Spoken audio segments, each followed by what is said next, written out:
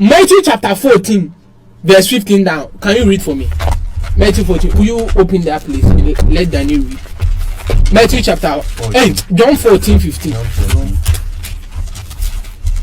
John 14, 15. Mm-hmm. John 14, 15. If you love me. Read the 17. John 14, 17. Uh-huh. John 14, 17. This is the spirit of truth. This is the spirit of truth. Whom the world cannot receive. Holy Spirit has some now cannot. I said this is the spirit of truth. Whom the world cannot receive. Okay. Because it neither seems him nor knows him. Inti that spirit of truth, you know, world we are say ehuno. We are saying that ehuno. Inti we are saying that ehuno. Okay. That is why when Holy Spirit comes, we are saying dark. Obetima be fa ho de but so obe penetrate mu unya no so mfa so. By Genesis no ade bi happen here e ma manage. And they say we are saying na void na darkness now Holy Spirit may move over the surface of the waters no. Bibi ansi o. Nothing happened. Absolutely nothing happened till God said something. Continue. The Genesis. You can read the John 14 down. Our mother, you say, who is coming to give us the word? I was giving you an introduction to the word. Continue for me. Genesis chapter. Yes. Chapter 1, verse number 3. Okay. Then God said. And then God said. Let there be light. And something happened. Genesis but Holy Spirit was there. He was moving, but nothing was happening. But then when God said, let there be light, and there was light. Until I realized that. But when God says that this and there was light into nyame ansem na eba no se wa bra ba se ya kwesi senyo so nim fa so kwesi senyo. The word of God we are about to receive is able to shape you and our life. Until the Amazon is baby no, this is an opportunity for you to listen to the word of God, for that word of God to transform your life. Until my asamna ya kananya de enso manfa so man. Our mother is now who is coming to give us this introduction to the word that already the amaye no. Until me process asama e ba somuye that means so ma se wa bra bono. Ayeba sa set time adebo mfiti ase the word of God can still bring light into your life. God bless you. Mama Yesu Kristo inshira na awrade Yesu ntina ni nchira am say ya mama aba bedru nti yebeja kasa nu ama ya mama na ode awrade asem abrɛ pacho kai sasumje nkai nyina enka onsu ma okay pacho ye bompa ye konkon emu akwa abaso aba be kai ho kwan so no acheche yesese mane de yin shameti fo nyina ene yenso ne fa nkwaje ya achede dum ye we ne yeso Jesus Christ di mu amen amen. Pacho ye chapel of Zion fo nyina na ene adisua no ye kiri bia for the most expensive gift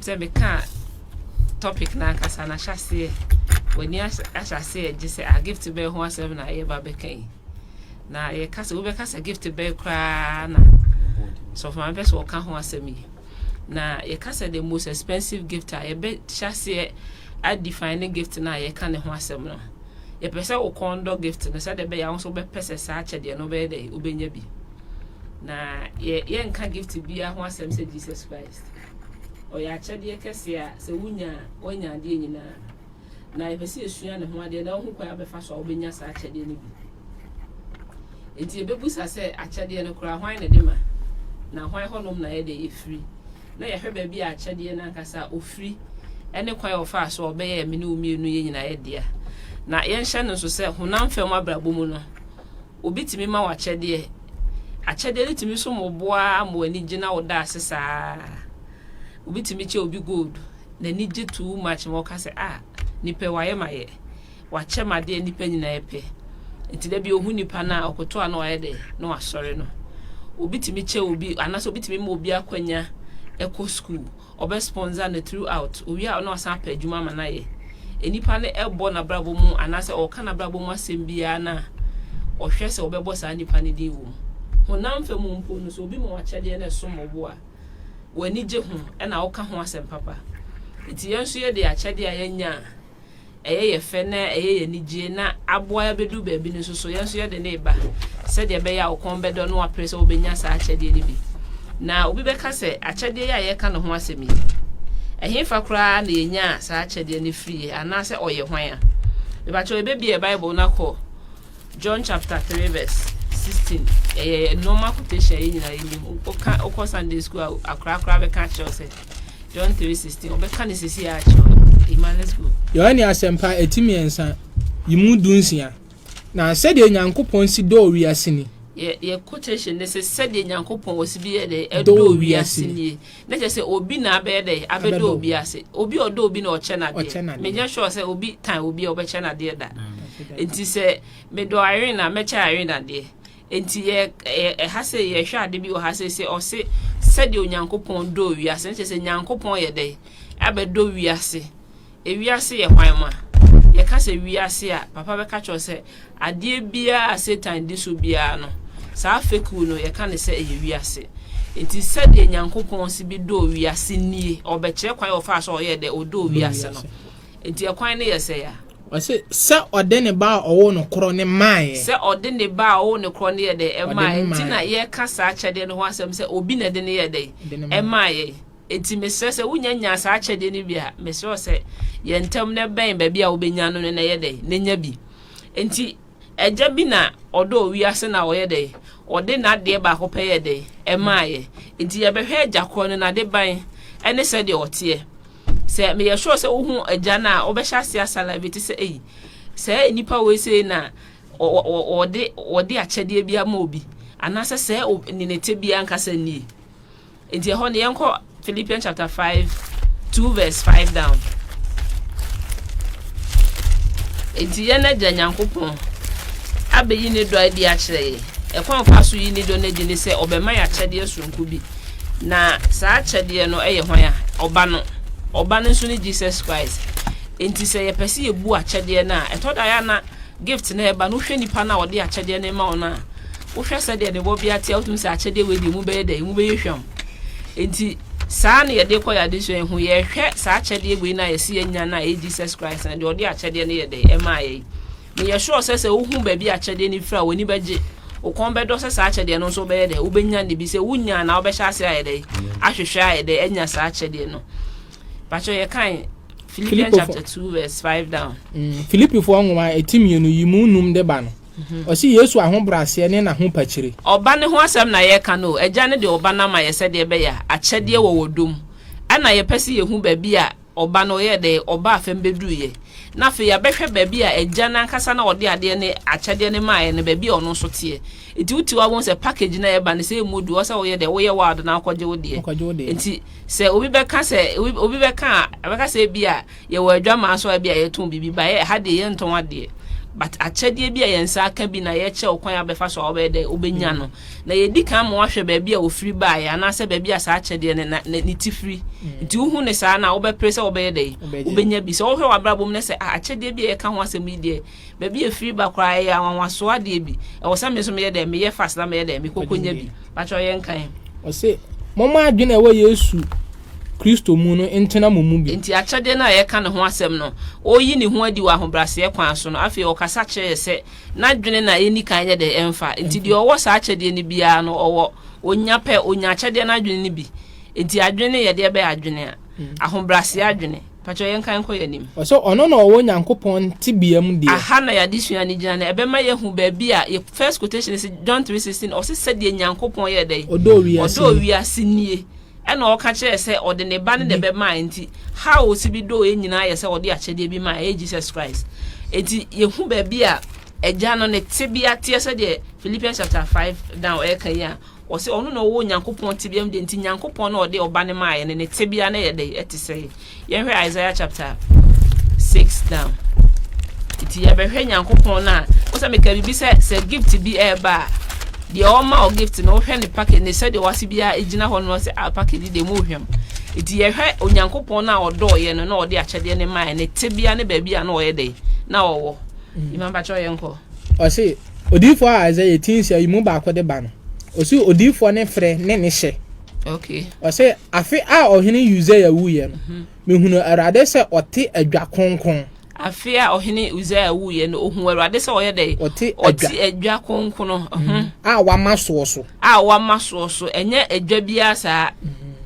esi ho no ya san ye dey ya lifting it to a different level it is say ye honam fam adwa yi bia utimu de but utefem but we de ya de ye che o say o ye superior anti say uti ne nchen kra na oforo kosoro chen o praise the Lord. Hallelujah. It is a adwa yi ena ode na de ba kon ye de amaye nti ne tibia na ye hwe no ba bia ote ye ka se obi tibia se ba bia yimati e de be na atwa ne ho ahia che na wote so no kra ye fe ne say eye wooden chair eye plastic ana set say the environment na wote ne so niema be na ye de atwa ne ho ahia nti agya na onam odo so de sa ya kyede we say maaye no ye hwe ba bia ote acho ye kan ko ye nim o se ote adwa ekron a wamaso so o se ote agya ye de ekron na ya de ya maso so ne che se obi ate adwa bia so a ye nipa na ye ka ne ho asem na se date na ye ka ne ho asem no na dwa wote so na ye se ye de ekron na ye se ye different from ewiase adwa bia cause ewiase adwa bia ne ho ma ye de ekron ono no de na yi ni one pe it is actually ya ye nyan naja a wo de sa achede ne man ne hwe ba bi oti o me so me ye sure say wo de wadwe ma me a woni ya kan achede na ye ka ho asem de ye nya na ye pese wo nso wonya bi no ima ye nko ye nim o se na natade mu ano aya asori fie ma o se natade enye de emu ano aye de aya asori fie ma on se ye ka ne se ya o tena ho na mfa mu ahwa a hwe a wo nte de ye ka na se obi ti na adwamu na natade ye hye no senka dani ti ho na natade ye hye no asori den bia na se hia den bia ye boso ana se ugura honhom a wohu bia no natade ni mu ano ye de ewo ho na se onye just any deity onti se honam fam agya bia na onti se honam fam tumi di bia na se obi a odi tumi ana se ahenie bia se ye nana eti na adwamu a ne ntoma atra ye adwa na wote so na twa ne kunya no nko ana ne ntoma ne de ebi kwa na e pa na ebu fam ba se agya we na wo de gift ne maaye no ne tebia no ya kire ye kunya wote so ye wie ye be kana tade a ehye ne ho asem atade ehye ne ye se aye de ni musuo no se fa ne se ye ba ne honam fam kwa na me ko Pillar of Zion ye fa se yima ko Presby ye fa ne se Vita ko ebia CCC sas hia dan ni nyina no honam fam mfonyi na metwa yo ni musuo ni bi wo ho. Praise the Lord. Hallelujah. Praise the Lord.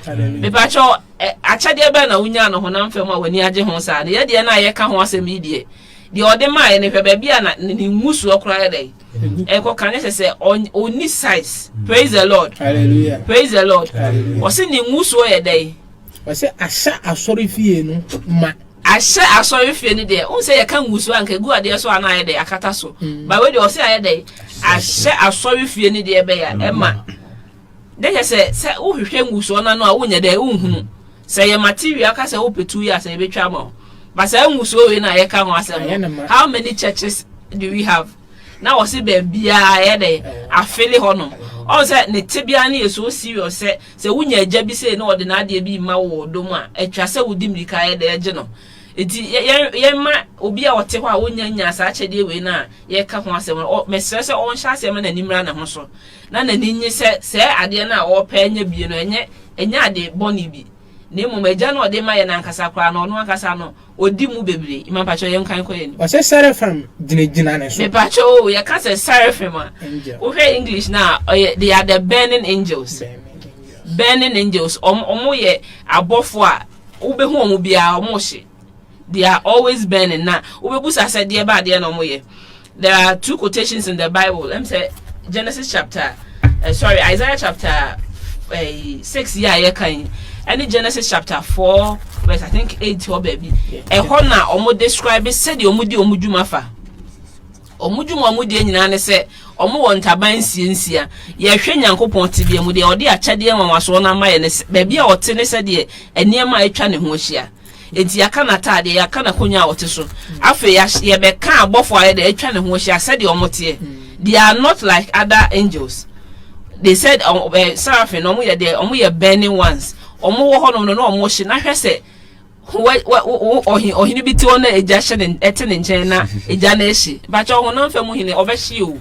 Praise the Lord. Eja beto ni mama watiate mu se ne ntoma no kura eja ye dai eja atom but sa yeja we na ye ka no ho asem this date na ye ka no ho asem se ode yeja pade na se ya kyede ne maaye no anas eja etwa ne ho ahia ehye but ne nguso ne nhye. Praise the Lord. Hallelujah. Praise the Lord. Let us all know ankasa oye fire already oye jadada me pacho mi nim se wo appreciate akyede na ye ka ho asem na de ode akyede na maaye ne ye ka ne ho asem yi o ene ye ka se je etwa ne nguso ho ahia me ye sure se wo hye atade sa jarabia white tv na se wo gina ja ho definitely obehye but when nguso na ano no edo so ko ba bia o but abofo na omo ye burning ones ne twa ne ho ahia na still onye dey on hye ehokwa na ne 2 minute dey efriba enti me ka che wo se sa eja we ene de ma kyede ne ma me a echa se wo ye dey wote ma se akyede na amanya na enya de bia kwa. Praise the Lord. Hallelujah. But you en to aso Genesis 3:24 no oso opamu nipa no na ode cherubim ne ojaframa afna a edi ahim besi eturo no anim apuye. Praise the Lord. Hallelujah. Yenko Isaiah no oso na won taban siensia oso sa seraphim no mo de omo won taban siensia taban no mo de de oso ode mienu kata won anim. Praise the Lord. Hallelujah. De ode ya kyede ne man no ono nanim kura seraphim mo te omo hu nanim o ono no adwuma wo ye no wa de wakata nanim. And taban siensia no mo the first half na de akata wo manim ti chese omo abofo no omanya access to ya je nkwana sa de ode akyede ne man ne kura ontimi hwe nanim. Sa date we na make ne ho asem se ode akyede amaye do eti akyede ne se de ne brewa ye se oseje. Praise the Lord. Hallelujah. Baby a wo bia wo nyanya na ye se ose ye de je mo ni mra ho so na baby o free ba no e ho den emudo. Praise the Lord. Hallelujah. Me pacho ose ataban na to so mienu ode ye de ose na ode mienu no ode mienu ne kata won na ho. Praise the Lord. Hallelujah. Praise the Lord. What Hallelujah. form of reverence? On pempo say yebehu nanim kantom say yebehu ne na asimpo. That is reverence. Or the anidie kese ma de oti adwanimu no. On person obeyi ne ho ba bia kwa de a kire no. Because who ne say okron kosi ase say onye de obejeja ne ho ama na hwe ne ho. Praise the Lord. Hallelujah. Iti wakata ne nan waye de wakata nanim. Ana o say no odi mienu nsutu. Ana odi mienu nsu ye de etu owie oye de. Na oyi tiam kire oyi se. Seraphim wo ne tebia mu no. Ye jana anase nyankopon na odi akyede ne bre ne ba bia ote no ne hwe nkamfo eba ne hwe se de yesi bi ekron no ba bia ote no se we tiam kire we sese kronkron ni aseferade first kronkron no ye hwan ya ejana ankasa second one no ye hwan ya obana third one no so ye hwan ya kronkron na ye de be ya agede foforo ase asan maye no enti me ka che o se me wa akyede sunku bi ho no ma date we say na this akyede ne ma me a per the time ama describe me date na che no etwa se wodi mi ka ye dey eba na oba beje sha akyede ni bi.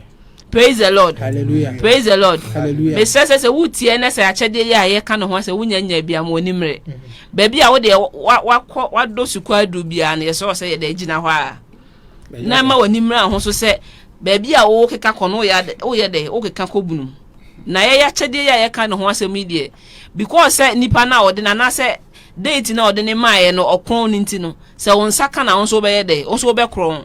Praise the Lord. Hallelujah. Enti nyawa wa se obenya sa ya kyede ni be nipa nyina bu sa de be ya ahotofo omuhu animunyam sonko bi se ye de ekata ho because of baby e de akyede ne ye de efiri ba ye no.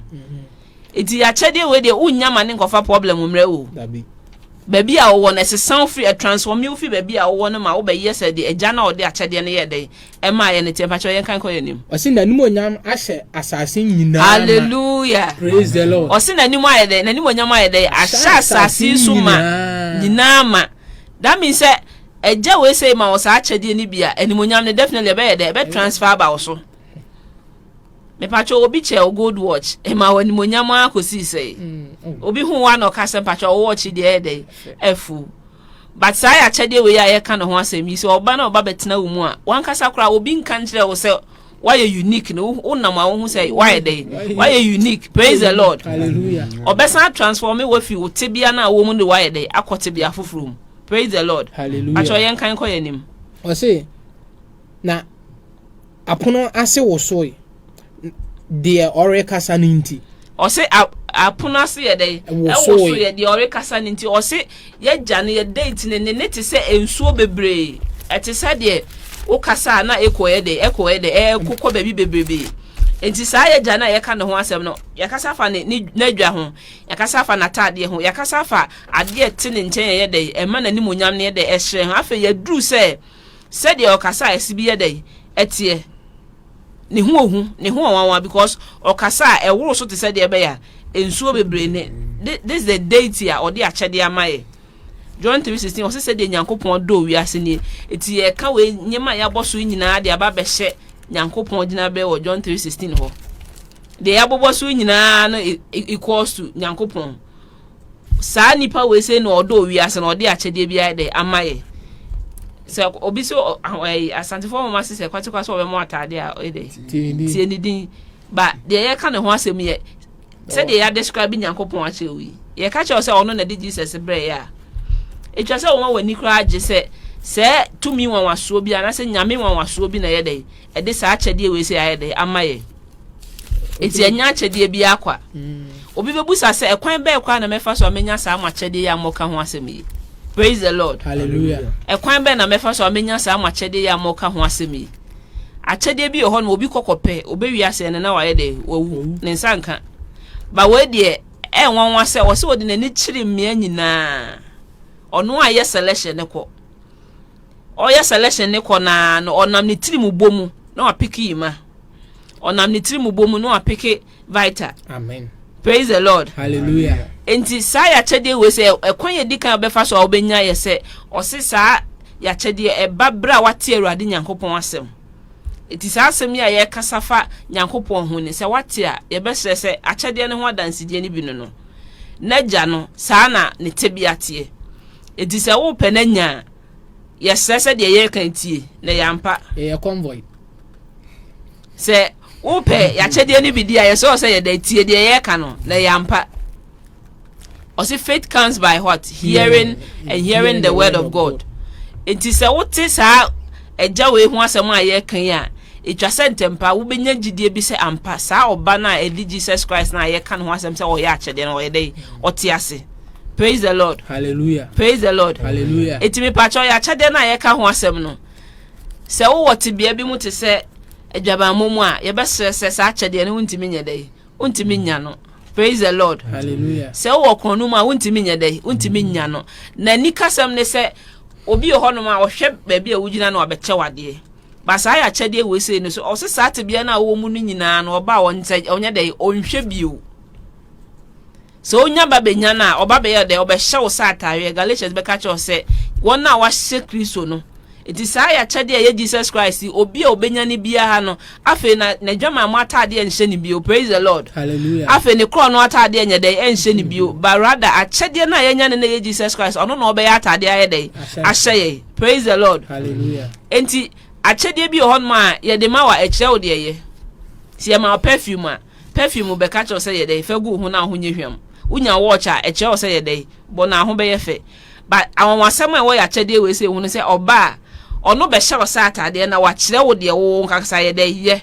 Praise the Lord. Hallelujah. Oba be kire se me de ba na maba ne sei na me ye me ne menti ye dey ye ni sei na nshanka Awurade se ya kide no oba na o sha ase se o kire wo de ye a afi wo tibia dada na e hye wo so a e ma wontimi nya ni die no obepepa ni nyina afi ho no. Praise the Lord. Hallelujah.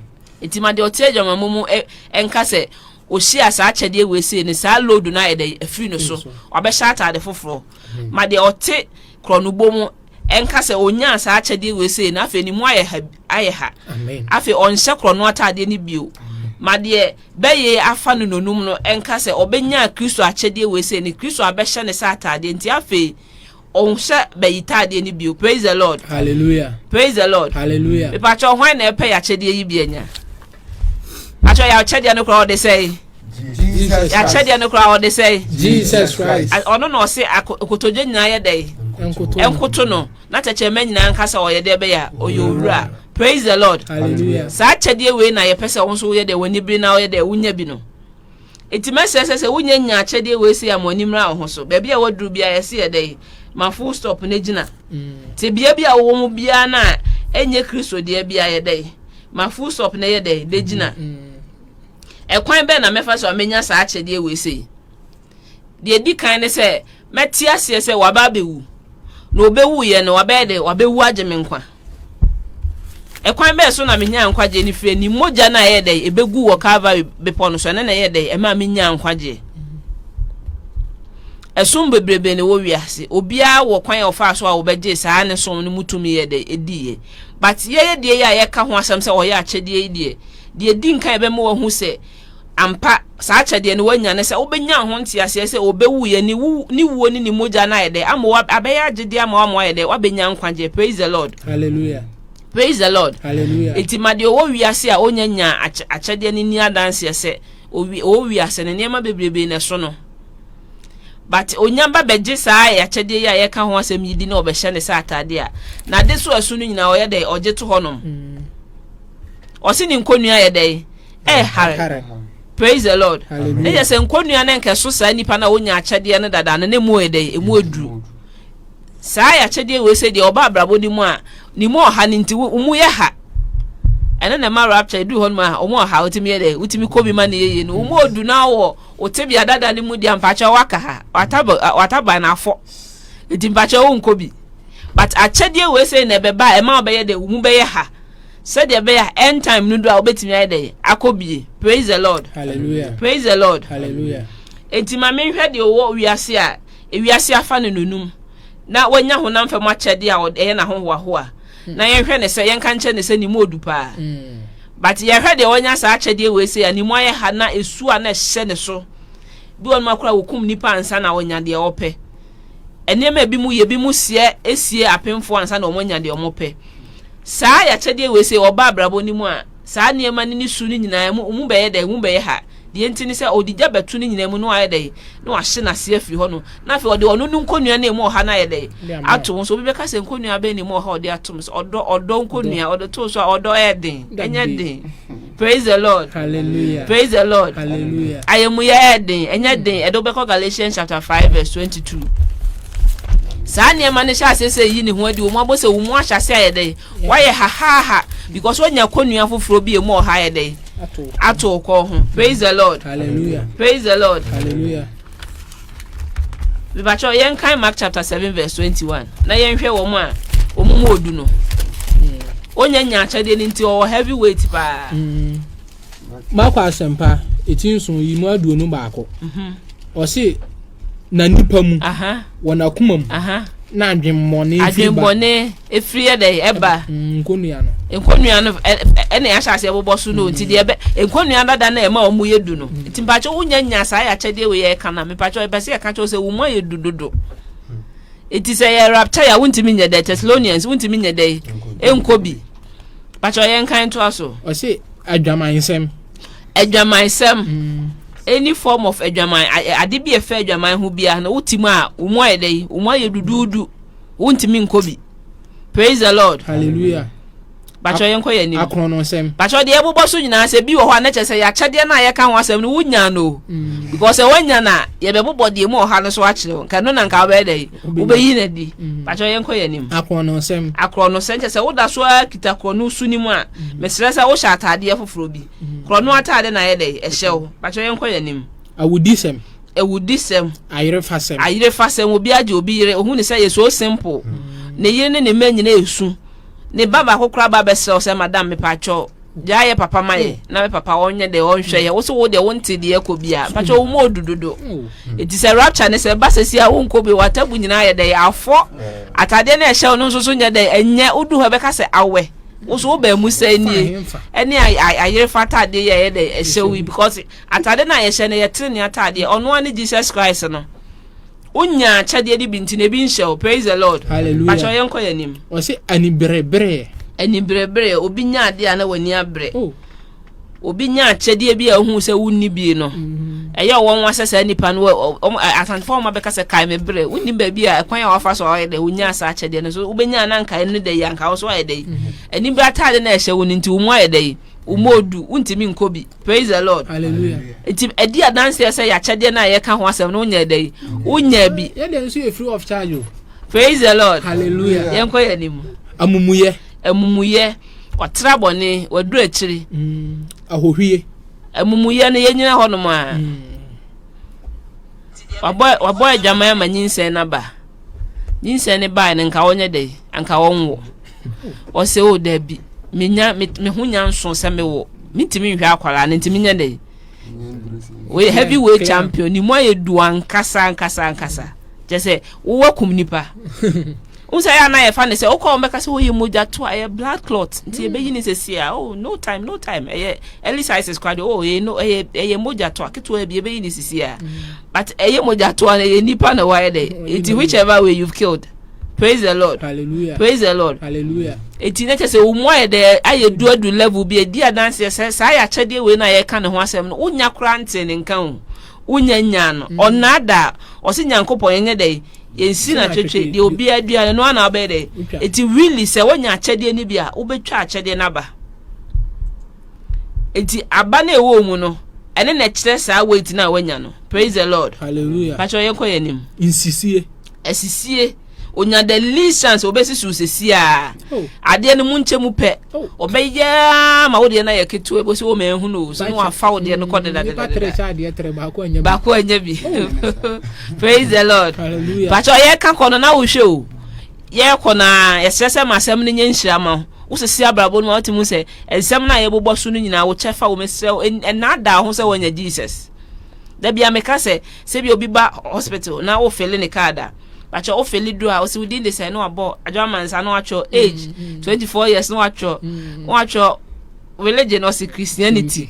I feel we had diagnosis no say ectopic. Are you married or say no? Into ectopic na dey na onya that means you slept without getting married. Into nanka Christianity in the first place title ni kwan say we dey man. Yeah, they disqualify.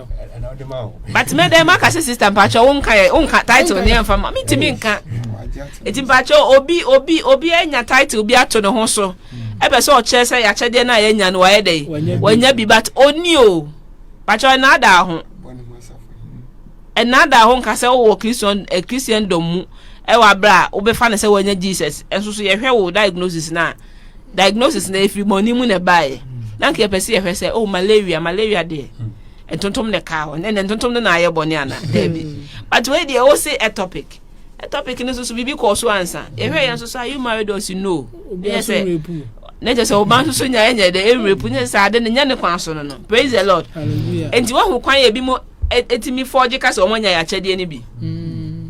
Dia wan ne so obi anchesi wo nka sa chede ne wo nya yo. Na ime ko mese bra o se menya Jesus misi wo nya ye. Ima wo nya misi wo nya ye o se menya obi anya wo sa. But the awon asam ne se wo nya chede we ya. O se me honhom ne o de be ya. Honhom di adanse se ye de be ya. Yankopon ma. Eja na otenete biam e na o de achede na ache yima. Eti me so menya achede ni bia me hia yima na me hu se yima wo me group nim because achede ni bia de e wo ne ho. Eye Holy Spirit na be de e ba be connect ye. Na ka se wo achede yi bia honhom no kra wo nti kra se honhom konkron bi ye de e wo ba bi e di adanse se ya achede na ye ka ne ho asem no nya de unya nya bi. Praise the Lord. Hallelujah. Pacho yen kan ko ye nim. O si anibone e ka ho e kasa fa honhom a awokupai o. Honhom a fa wo kra ni padua ne de be ya afa nunum eti honhom be wa ha wo ma group no e betimi aye any form betimi abase o kom nsuo bi honhom na fa nsuo no tumi atim na fa wo nunum na de odi dwuma betimi abase be ye na ti wo mu honhom na ye de afa wo nunum ti wanya ni foforo be ka sa ni we se ho ba ye ya chede we ya ye ka ne ho asem ne de ono oba na ni na ye ka ne ho asem no o se na ni ne ye de ebobɔ no ho ko revelations a ebobɔ ne ho ba bia wo ani tupe ya wunya ye nti nya wo na se bibia ba twa ye de na e uncountable ehu wiase afa na ba bia. Praise the Lord. Praise the Lord. Hallelujah. Ba twa ho na ne kon do ye gift ye gift be ye gift ho na ne kon do ye nya no tutu anka ye o ba twa ye ba ko pe unya the duplicate ye de e wo ba bia. Praise the Lord. Hallelujah. Ba twa ye kan ko ye nim Ose abususem ade bi nsi da eja ne oba na omo yede omo hia wayɛ abusudie nane oba na omo di nhyiamu wayɛ de ba ya wayɛ abusudie ya kyɛde we wo wa saa de no onye dɛ onye. Praise the Lord. Hallelujah. Pacho yenko yanim ahantan ne nkwasi asem ti saa ahantan no de ma Lucifer yɛ dɛ edi kan wa asase so a se ya san ka egi na ka ho no saa tibia no ne ye ka ho asem se wo ye gye ya ye ka ne ho asem ya onye dɛ unya hantan ni dwesu. Praise the Lord. Hallelujah.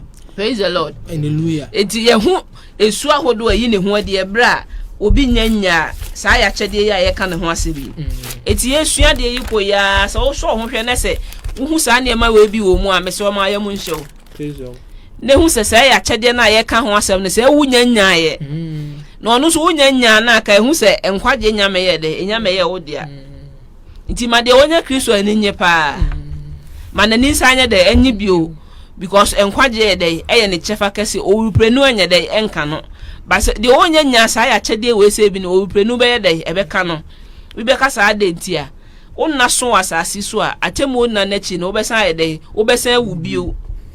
Praise the Lord. Hallelujah. Ewuo after owuo enkwa after enkwa se wunya ye Jesus na ono ankasa o ye enkwa nsuo ti otene ti obi obesa bia no bia nso be ye de ebenya nkwa. Praise the Lord. Hallelujah. Pacho package e de ama wo yam say ya branding it too much say wuntimi nya de emfa package we say said the yes no na the amount etisa so sometimes obi timi be chawa de obi bi say ti bre ya de we ya ho shepe yi said the shemu ni o tete wa bra bokwa but say ya package we say ne de said the tie na ya package na amount no de wo mu na ya ka ho asema de a kire no ye be ka ba bi kwa acha afede o hwe sa o say wow ti we so ka ho bi ene sa de ene me ye faster ba abaje mo package ni bi pacho ye kan koso eti afi ye be hwe de owo achade we say enema we so oyi na di. Okay. Galatians 5:22. Galati fo nwoma etinu yimu aduonu mienu de ba no. O se na honhoma ba. Na awasem e wo ya kyade we say hu ne se oba nipa seso. But afi onya kwanya ba betena wo mu a oba as a spirit. Eti afi obeyi ne ho adi wo de be nkura bata bebrebe mu. Nti afi so ho hwese wanya ya kyade na ye ka ne bia.